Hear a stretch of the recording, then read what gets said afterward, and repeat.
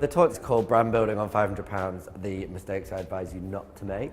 And the premise of that really is that when I decided to start my label, I did it with a loan from my mother of £500, which I immediately spent on a pair of shoes, and therefore the start of my label was delayed somewhat because I bought some very expensive shoes.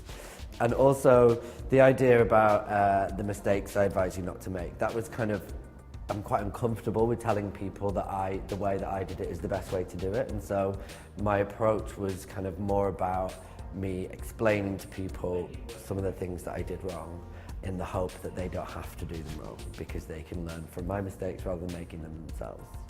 In my opinion, students just really need to have an absolute hunger, an aching desire to be a part of something and to be creative and be in this industry. It's really, really hard work, and it's massively rewarding.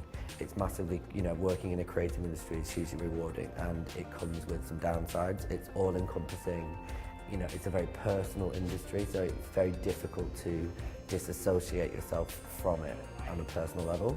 And so you have to really, really want it. Right from the beginning, if you want to go into the industry, it's really hard to get into. And so that drive and that passion is something that needs to come across quite early on from people that you encounter. So if that's a natural passion and that's a real desperate desire, that will show through.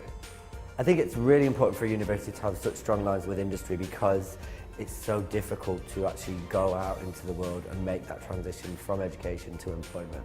I think a university that has that approach to really following that line through rather than just setting graduates on their way every 12 months, every 6 months, however often it is.